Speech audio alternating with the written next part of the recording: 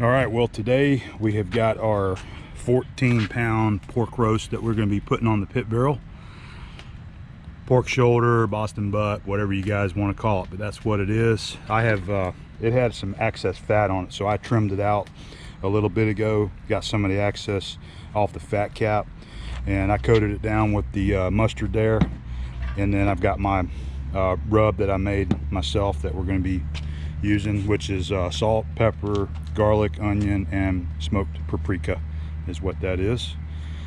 All right, and then we're going to be using the meter probe there to temp it. So we are going to be using the pit barrel. Like I said, this is going to be the first time that I've ever cooked a pork shoulder on the pit barrel, and I'm not sure what to expect as far as the length of time, because these do run, this is probably going to run somewhere around 300, maybe up to 325. But my plan is to set it on the grate here, that grate there, and we'll go ahead and cook it for as long as however that basket of coals will last.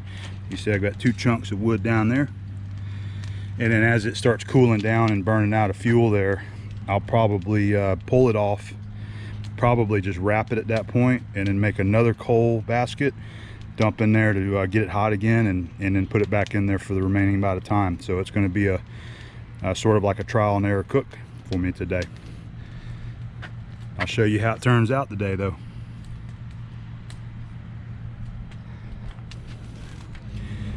All right, we just set her down on there. I'll give you a peek because I just stuck the lid on.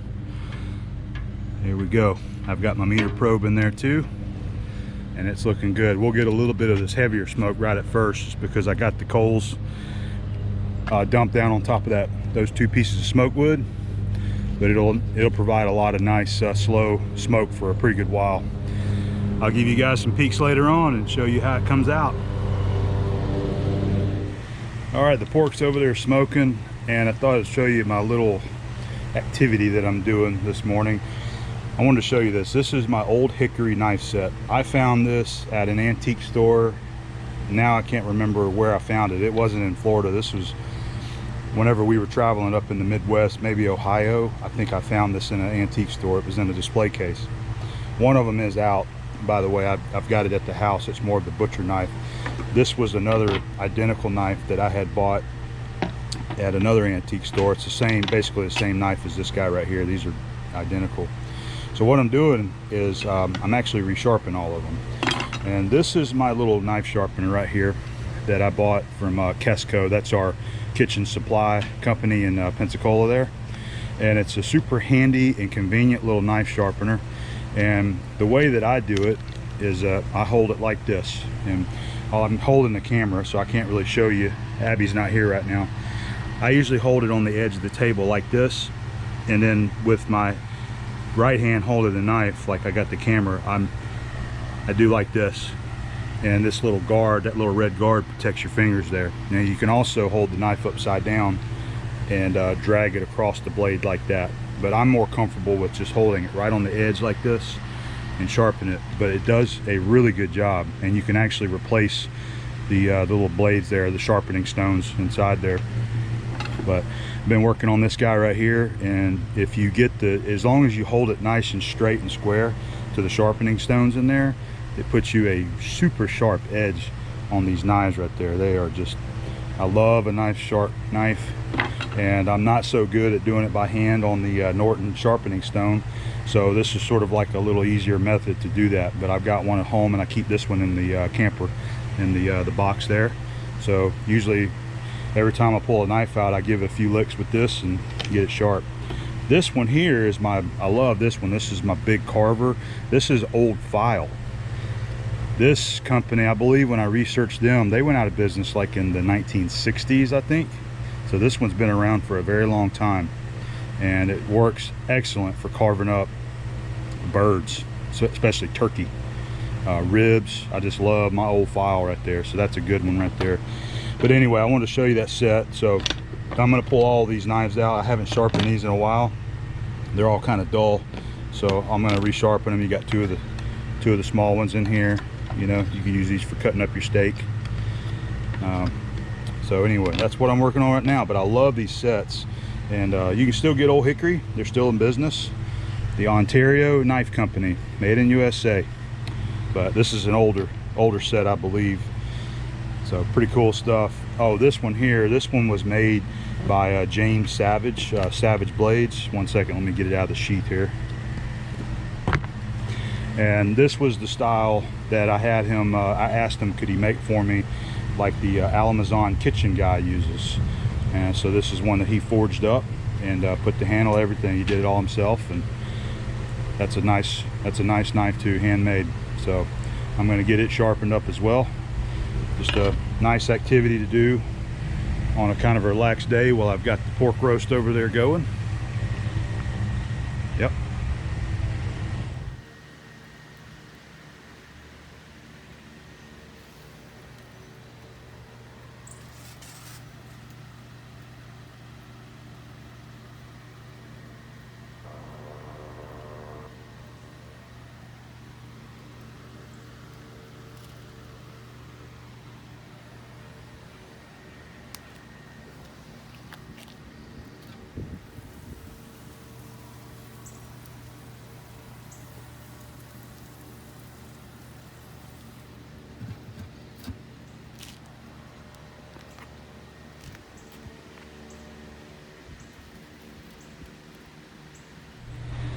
About 1 o'clock in the afternoon. Our pork roast is still smoking just as beautifully as it was when I put it on.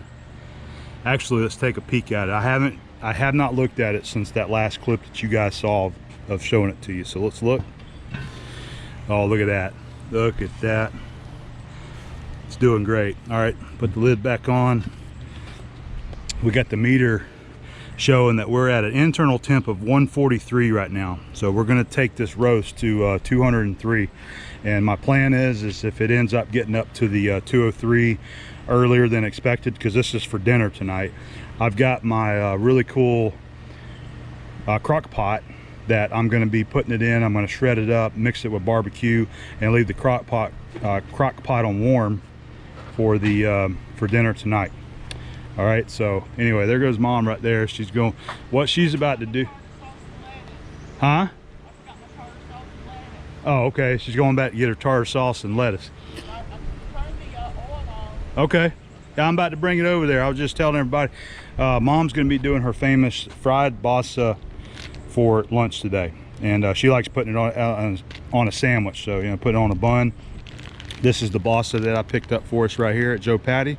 So I'm getting ready to take it over to the cook shack. She's got her oil getting hot, and she's going to be breading and frying up this Basa to make some nice sandwiches for lunch. Right now, Abby and her dad Steve are over in the pool enjoying it, and we are just enjoying our Friday out here. So we're going to go start frying us some fish and have us a nice fish lunch. Wouldn't be an A-Mom video without a blower in the background. I mean, it's every video. So here's our Basa fillets. All right. I just asked Mom how she liked them cut. She said, well, we're just going to cut them in half, so we got a nice big fillet. Look at that. Nice sharpened knife. Oh, this I know. Morning. It went through it like butter. I used mine a while ago, and it's never been that sharp. It's just like butter. Uh-huh. Cut through like butter. So this is okay for? Yeah. All right. Go ahead and we'll do another one for the folks watching. The Basa filet there. Yummy. My nose is itching. I'm not wiping my nose. Just had an itch there. Okay. Look at that. Perfect. Oh. Okay. All right. So then this is what Mom likes to use right here. Zatarain's fish fry, and this is the Zatarain seasoned fish fry, and this is an excellent batter. It's you don't have to do anything else with it, right? No salt, no pepper. You don't do an egg wash or anything else with it. She just rolls it in it and then fries it. Mm-hmm. So we're getting ready to start. I'll show you her cooking. Okay.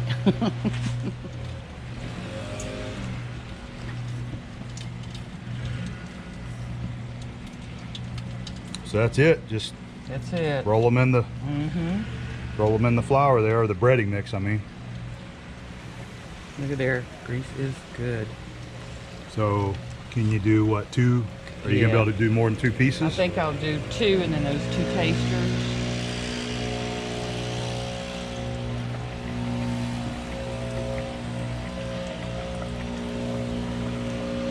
Okay, simple as that. Yeah.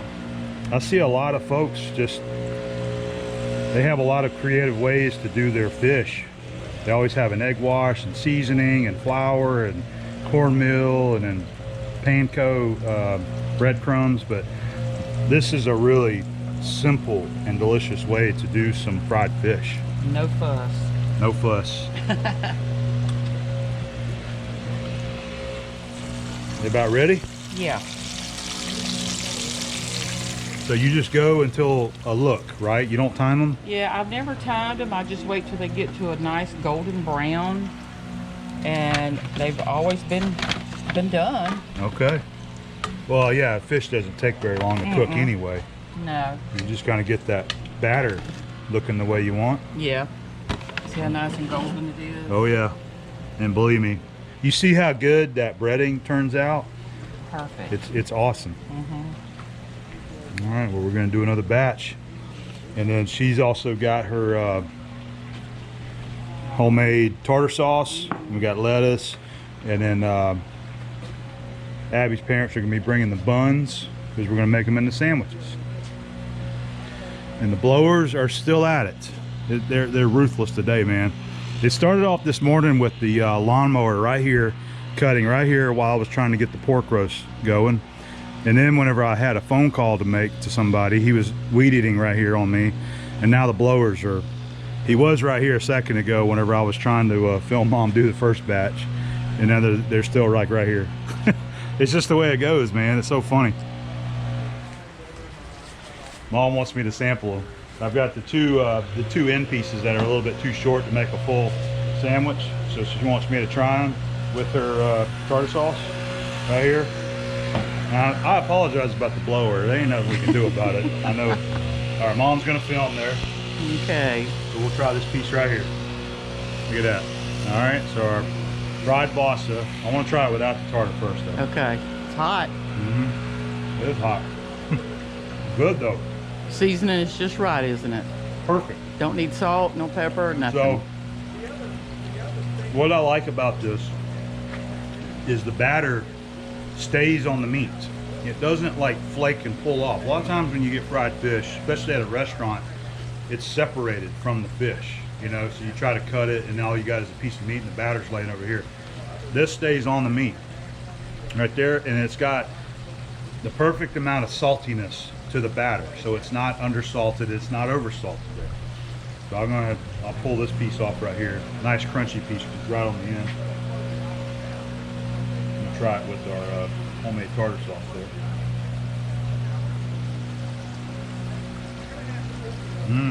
That's good. That's really good. Thank you. Got one more piece here. So, I hate to do it to you, but usually it's pitmaster privilege. I guess right now it's kitchen master privilege. And this is as good as fish as you can get anywhere. Well, It's one of our favorites from Joe Patty. I think Dad started us He on did. this Basa years ago because Yeah. it's an affordable fish. You know, you go down to Joe Patty's, everybody loves their snapper, their grouper. We love the scamp, flounder, all that stuff. They are more expensive. You're going to spend between $10 and $15 a pound for already a clean fillet. The Basa is typically around $4.95 a pound. Tilapia is very comparable to that as well. So it's an affordable fish when you want to treat yourself to some seafood. You want you some fried fish or grilled fish, anything like that. So I mean, we really like it. But I told Mom I am gonna splurge here pretty soon. I want to go get some scamp because I've always loved scamp, which is it's a type of grouper, really. It's supposed to be one of the best fishes you can buy. It is, and every time I see it at Joe Patty's, I'm like, I want some of that scamp. I love scamp. But I want to do the scamp and do the same thing. I want to use Mom's recipe right here, and I want to bust out my granddad's old fish fryer that I've had put away and show you guys that, and actually cook some some fresh seafood out on the barbecue pad. It went off. Oh, it's okay. Yeah, it's okay. The screen goes black after a certain amount of time. Oh, okay. Touch the screen on the back. Just touch it. Back here? No, on the back side. Okay, there it is. Okay, there you go. Mom's freaking out. She thought it was All right, so there's our little sampling of our fish, and I'll show you guys the finished product here when we're done. Okay. All right, well we got our fish ready. She's got 2 more pieces over there cooking, and we are ready. There's mine. We got the cheese on it. We're doing it kind of like a fish fillet, and then we'll put a piece of lettuce on it. So I think everybody's enjoying their fish sandwiches. Everybody's liking it, right? It's good stuff. All right. Okay, so a little update on our pork roast. So we've been running right at 4 hours now on the pit barrel. Let's see where we're at. I know you won't be able to see this, but so it says the internal temp of 172, and we're going to go to 203. All right, and our ambient temp right now is 239. So I've been watching that for the past hour drop. So I know that our coal basket is starting to die down. It's got enough in there to maintain what we're doing, but I'm anticipating what I'm going to have to do is what I said. Go ahead and pull the roast, probably go ahead and make another basket of coals, and just kind of restart it. Put a fresh bed of coals in there, and then we'll put the roast back in there to let it get it finish up to the temp. But let's go ahead and take a peek at it, and I want to see what the coal bed's looking like, because it's probably going to be mostly burned out down in there. All right, let's see what we're... Oh yeah, that's looking great. You can see how the fat is separating. That's a good sign that it's definitely on its way to being nicely cooked. And yeah, and I'm looking down there too. So yeah, we have very few coals left. There's still a few big chunks that haven't fully burned, and that's why we're still running around 240 degrees. So I think what I'm going to do is, just as I said, we're going to go ahead and remove this. I'll bring it over here. I'm going to wrap this up in foil, and then I'm going to make me another fresh coal basket. So I'm going to do that first. I'm going to get some coals hot, and then I'm going to redo this and just let it finish out till we get up to about just a little over 200. It's been doing really good. It's been smoking the entire time. That smoke is going all the way over there to Steve's camper, and he says that he can smell it over there, which is awesome. That's what I love to do. All right, I think we're going to go ahead and transfer our roast to the foil here. I'm just going to wrap it up, and then we've got a hot coal basket over here in the little kettle. So we'll pull the basket out, dump those in, and just set it back over here on the grill. Let's go ahead and get started on it. It's looking excellent. Excelente. It looks so good. Got my handy dandy rags that Abby picked up for me at the dollar store, I guess. She got me a bunch of these for doing stuff around the camper.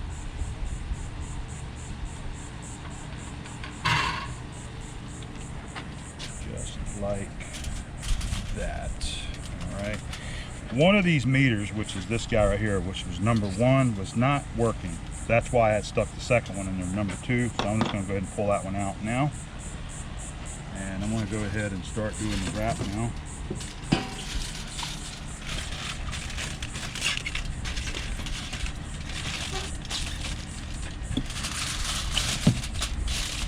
Man, that smells so good. It does, doesn't it, man? I think it's going to be delicious because of the way that pit barrel naturally cooks everything. I don't think you've ever made anything that wasn't delicious.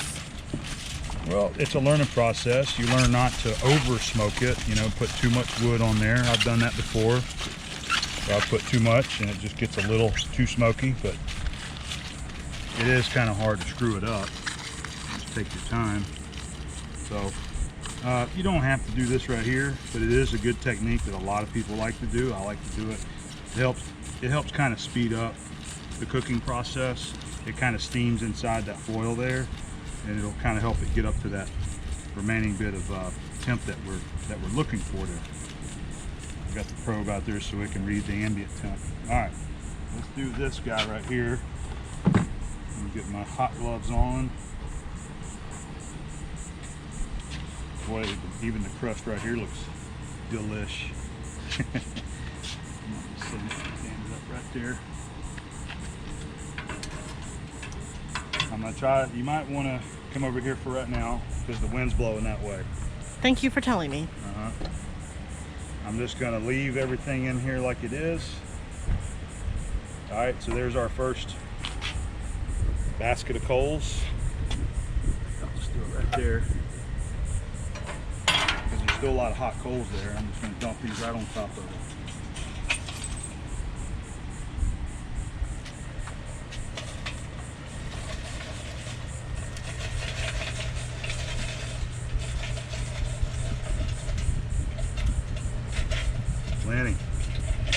hot coals there. Got our coal tongs for our fire management. Just kind of evening them out, really.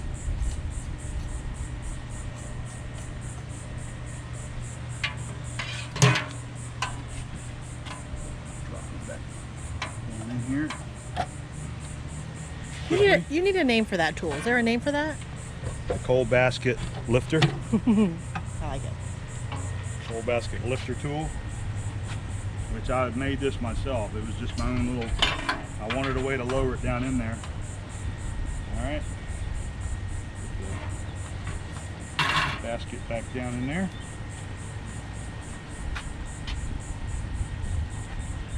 And we'll set our roast back. Right. And let's get our lid back on it because it started to blaze up there. And that's it. And keep it going until it gets to 200 internal, 203 or so. I'm looking forward to that right there. So my plan is to, we didn't bring it out here. I've got my, I got this little crock pot. It's made by Presto. And it's almost like a little cooler. It works great. Got a lid that flips up.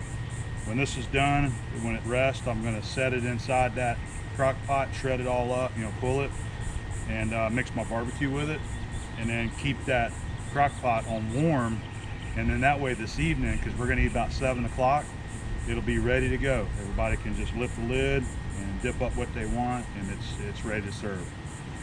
So, My mouth is watering. check back for the follow-up vid. Thank you for saying it. That's my Daddy's favorite line. She It never is. says it though. And action. And action. So meter says time to pull. It's actually at a 200 internal temp where I've got it probed at. So we're going to go ahead and pull it. This little unit right here flashes a red light and it'll say remove from heat whenever you whenever it's time to pull it off there, and that gives it carryover time for it to come up to its final temp, because we're going to get it up to about 203. So it started flashing probably at 198, and then I saw it at 200 there. So we're just going to take this guy, put it in my pan, and just let it rest. And then after about a 20-30 minute rest or so, tore the foil there. I don't have the heavy duty foil out here. I think I gotta get me some.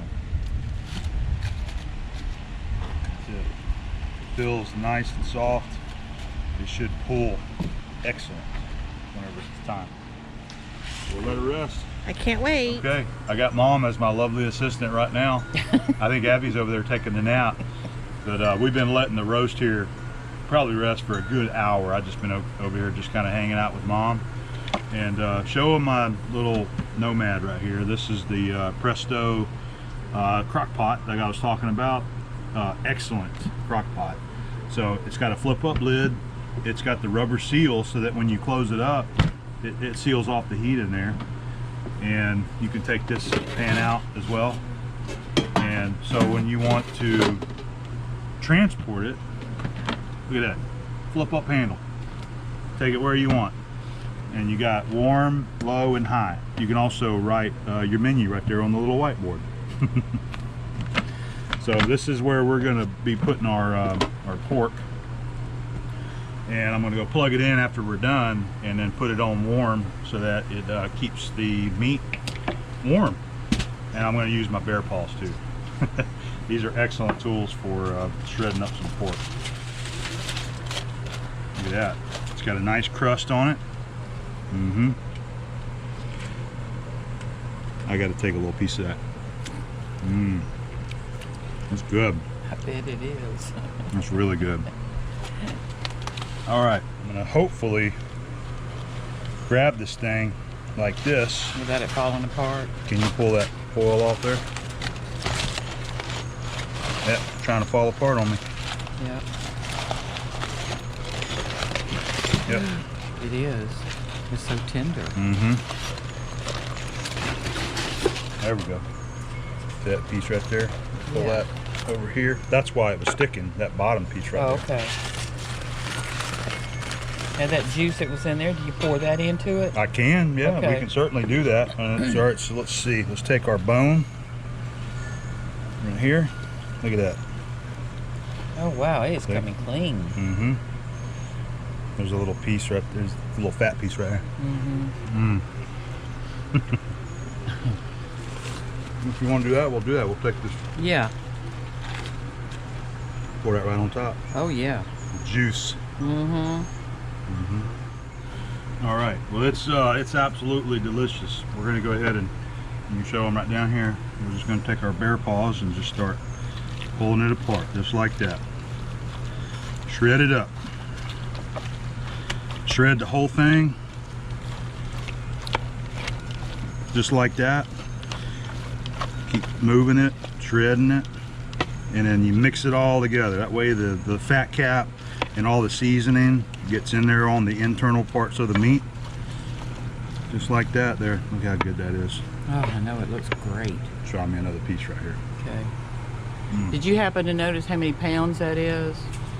We started off, it's 14 pounds. Oh, was it? Okay. It was a 14-pound Boston butt whenever we started. The flies are smelling it because now I can see them kind of buzzing around me. They're trying to get in here on it. You're not getting none of that.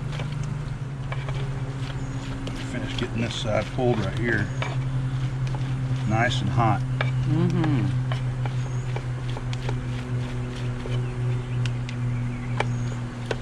I think that pit barrel did a good job on the It did. giving it the smokiness that we wanted, Mm-hmm. and then being able to cook it. Those claws are doing a good job. Mm-hmm. I can feel the steam coming up in my face. Mm-hmm. Oh, that looks so good. So do you tell them about, like I had asked you about, do you trim the fat off with the Boston butt? And you said no.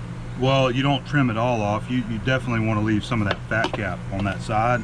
But the one that this particular one, it seemed to me that it was too thick, and there was some flappiness kind of hanging off here and there. So you just try to remove the excess fat. Okay. I mean, part of a shoulder roast is that you're going to have the fat. I mean, that's part of what the juiciness of the roast here is. But if it's excess, if it's real thick layer of fat, yeah, you want to trim some of that off, just like people would do a brisket. Just Okay. try to trim it a little bit so that there's not so much fat on it. Okay. Yeah. But you said because some of that fat needs to be mixed up with the meat. It adds to the flavor. You take Right. that, like you saw, that was the fat cap that was on the top of it. Yeah, just touch the screen. Yeah. Did it come back? Yeah. Yeah, the fat cap, once you start shredding it, you just shred it all up. See, like some of this is that fat cap. Uh-huh. And you just shred it all up, just pull it all together. And then I'll probably get you to get me some tongs or something, and we're gonna mix this up real good. Okay. I'm not done pulling it yet. There's still Okay. some down here. Okay. But we're just gonna go ahead. Everybody can kind of see what we're doing right here. Uh-huh. But we're gonna do barbecue as well. So I've got this. We like the KC Masterpiece barbecue sauce, and you can use any barbecue sauce you like. It doesn't matter what it is. And I'm gonna pour this bottle of barbecue in there and mix it all up real well, and then we're gonna put it in the crock pot here, and then put it on warm. That way it keeps everything nice and hot, because we still got about 2 hours until we eat dinner. And we're going to put a little bit off to the side because Mom wants to try some without the barbecue sauce on there as well. Well, our week of adventure here in the Carrabelle area is about to come to an end. We've got today, and then tomorrow morning we're going to be loading up, packing up, and heading on back home. But we've really enjoyed our stay here. This is a really beautiful, enjoyable place to come and visit and spend a little bit of time. It's Carrabelle is definitely a small town, and we love it that way. And now I know why my parents and my family, why they've been coming here for years. They really enjoy this place. Sunset is a really nice campground. We love how roomy it is. You're not stacked in right next to each other. You've got a lot of room behind. Every one of the campsites has room behind you right here, just like over here on this side, the same way. You have a lot of area behind you for the people that have dogs or puppies that want to go walk them. You have plenty of area back here. There's a field right on the other side of the street that you can take them to. There's just a lot here to offer, and it seems to be a little bit more quiet and secluded here at the Sunset Isle RV park. So we really like it here. Plus, you got that awesome pool out there. We really enjoy that, and we've been going over there just about every day. And you know, in the afternoon when it starts getting really hot, we go over there, get in the pool, and enjoy ourselves. And we really enjoy having that cook shack right there as well. So we've been going over there just about every single evening. We've just been meeting there to eat dinner because, you know, it's screened in, so you don't have to worry about the yellow flies or the black flies bothering you while you're trying to enjoy your dinner. So just it's been an enjoyable week. We really have enjoyed it, and it's time to get back and get back to some work. Got to get some projects done in the shop, but we do have another trip planned this summer that's going to be coming up pretty soon. We're going to be going down to Clearwater, and I've never been there, and we're going to St. Augustine as well. I've never been there either. And then I want to go somewhere along the Swanee River and visit that area, and I haven't decided where yet, but I just want to go to like a nice spring, you know, and be able to camp somewhere for a few nights and enjoy some of the, you know, the really beautiful natural spring water to go swim in. So we've got those trips coming up this summer, and I'll be sure to bring the camera and share it with you whenever we go, and just you know, continue to share our adventures, because we're loving it, man. We're having a great time. So I think that's going to be about it. I just wanted to close it out. Abby's parents, they actually just pulled out of there. They're a day ahead of us. They're already headed back home, and we'll be pulling out in the morning. Hopefully you enjoyed the video. I always enjoy sharing with you the cooking that I do whenever we go, when we come out here camping. That's always something fun for me to do. It's a sort of like a hobby for me, you know, cooking some good food to share with everybody. So that's about it. We'll see you guys soon. Maybe we'll see you on the next adventure. All right, later.